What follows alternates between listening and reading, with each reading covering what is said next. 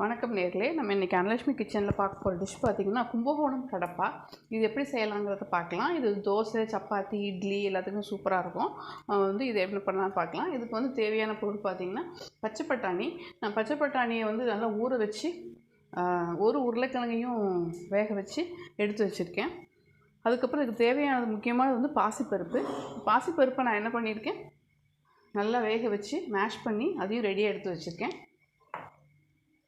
இதுக்கு தாளிக்கு தேவையான பொருள் பார்த்திங்கன்னா ஒரு பே லீஃப் இருக்குது, ஒரு பெரிய வெங்காயம், தாளிக்கிறதுக்கு கருவேப்பிலை, தக்காளி, இது போட்டு நம்ம வதக்க போகிறோம். என்னென்ன அரைக்க போகிறோன்னு பார்த்திங்கன்னா தேங்காய், இது ஒரு 1/4 மூடி இருக்கும், அதை நான் எடுத்து வச்சுருக்கேன்.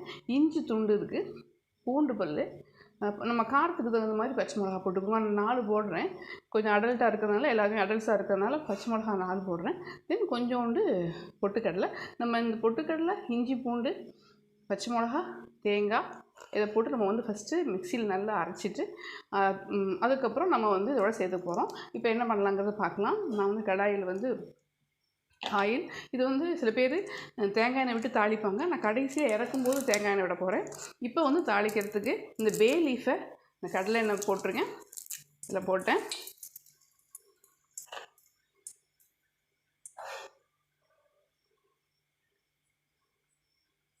இப்போ நம்ம வெங்காயம், கருவேப்பிலை போட்டுடலாம்.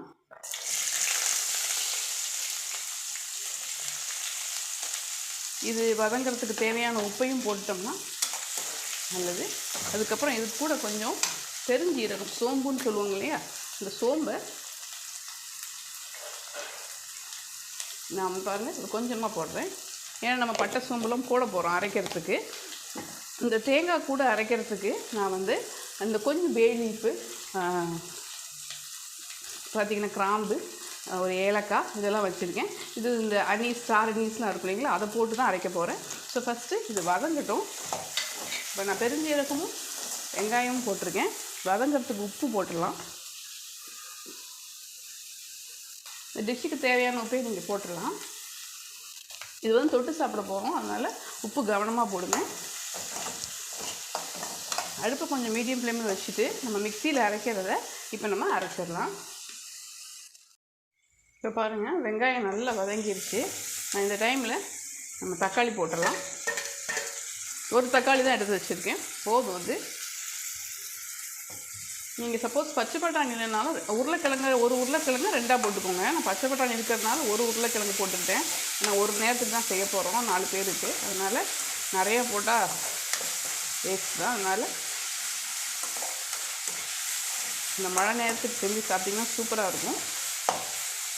இப்போ இந்த தக்காளி வதங்கிட்டு இருக்கிற டைமில் நம்ம அந்த பச்சை பட்டாணி வேக வச்சுருக்கோம், உருளைக்கிழங்கு வச்சுருக்கோம் இல்லையா, இதை இது கூட போட்டு நம்ம மிக்ஸ் பண்ணிடலாம்.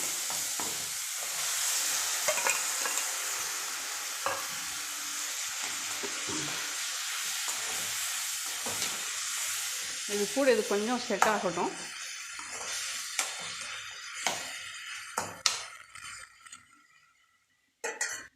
இப்போ நம்ம இந்த டிஷ்ஷுக்கு தேவையான மஞ்சள்தூள் போட்டுடலாம்.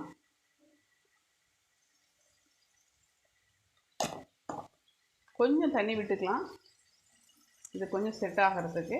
நம்ம அதுக்கப்புறம் பாசிப்பருப்பு போட்டுட்டோம்னா கொதி வந்ததுக்கப்புறம் இந்த தேங்காய் அரைச்சி வச்சுருக்கோம் இல்லைங்களா, அதை போட்டுற வேண்டியதான். இது கொஞ்சம் நேரம் மூடி வைப்போம். இப்போ பாருங்கள், நம்ம போட்ட பட்டாணி, உருளைக்கிழங்கு நம்ம அந்த தாளிச்சதோடு சேர்ந்து கொஞ்சம் ஜெல் ஆகிடுச்சு. இந்த டைமில் நம்ம பாசிப்பருப்பு ஆட் பண்ணுறதுக்கு முன்னாடி ஃபஸ்ட்டு தேங்காய் அரைச்சி வச்சுருக்கோம் இல்லைங்களா, இதில் ஃபஸ்ட்டு இதில் என்ன இருக்குன்னா தேங்காய், பச்சை மிளகா, இஞ்சி, பூண்டு, அந்த பட்டை, ஸ்டார் அனீஸ் அது போட்டிருக்கோம். போட்டு நம்ம பொட்டுக்கடலை போட்டு அரைச்சி வச்சுருக்கேன். ஃபஸ்ட்டு கோர்ஸாக அரைச்சிக்கிட்டு அப்புறம் கொஞ்சம் தண்ணி விட்டு அரைச்சிருக்கேன். இப்போ இதை இங்கே கலந்துருவோம், பிகாஸ் இதோட பச்சை ஸ்மெல் போகணும். பாசிப்பருப்பை ஃபஸ்ட்டே போட்டிங்கன்னா ரொம்ப அப்படியே கட்டி ஆயிரும். இதை ஃபஸ்ட்டு போட்டு ஒரு பச்சை ஸ்மெல்லை போக்கிடலாம். இதுக்கு தேவையான தண்ணியும் ஊற்றி பச்சை ஸ்மெல் போகிற அளவுக்கு இதை கொதிக்க விட்டுட்டு நம்ம கடைசியாக பாசிப்பருப்பை போட்டுடலாம்.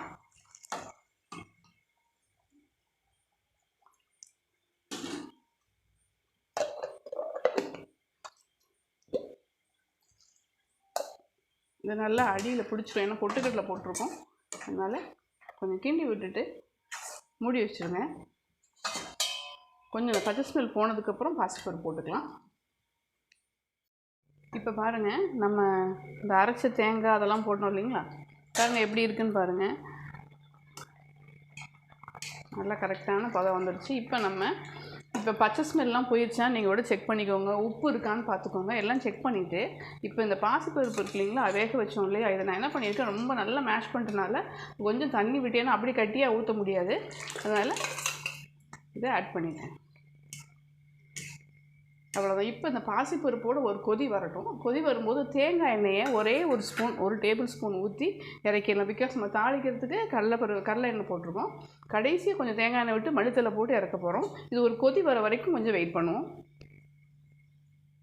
இப்போ பாருங்கள், நம்ம பாசிப்பருப்பு போட்டோம் இல்லையா, அது பாருங்கள் நல்லா கொதிக்க ஆரம்பிச்சிச்சு. இதுக்கு மேலே விட்டிங்கன்னா அடியில் பிடிச்சிரும்.